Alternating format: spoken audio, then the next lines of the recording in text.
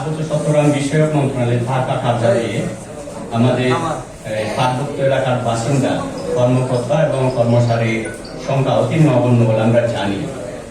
তো আমাদের এই পার্বত্য এলাকা থেকে মন্ত্রণালয়ে বিশেষ করে যে মুরো, কিয়াং, কুমির, লুসাই, গম বা এখানকার যে একেবারে প্রান্তিক জনগোষ্ঠী থেকে চাকমা, মারমা, ত্রিপুরা এবং এখানকার বাঙালি বাসিন্দাদেরকে ওই মন্ত্রণালয়ে আমাদের এই যে জনবল নিয়োগের ক্ষেত্রে তাদের সুযোগ দেওয়ার বিষয় আছে কিনা সেটা একটা, এবং যদি তাদের ওখানে যদি নিয়োগ দেওয়া হয় আমাদের এই পার্বত্যবাসী থেকে যদি ওইখানে মন্ত্রণালয়ে নিয়োগ দেওয়া হয় এখানকার মানুষগুলো একটু সুযোগ পাবে এবং সেটা আমাদের পার্বত্য মন্ত্রণালয় বলে সেটা মনে হবে।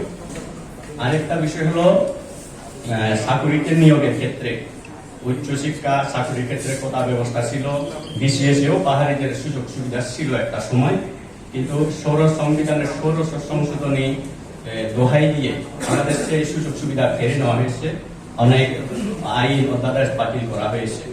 সেসব সুযোগ সুবিধা এবং আইন অধ্যাদেশ পুনর্বহাল করার দাবি জোরালো হয়ে উঠেছে। আপনি আসলে সে বিষয়ে কোনো পদক্ষেপ নেবেন কিনা? যে দীর্ঘ 3 দশকের বেশি সময় জেলা পরিষদের নির্বাচন হচ্ছে না, এই জেলা পরিষদ নির্বাচন নিয়ে আপনাদের পরিকল্পনা কি রকম হতে পারে?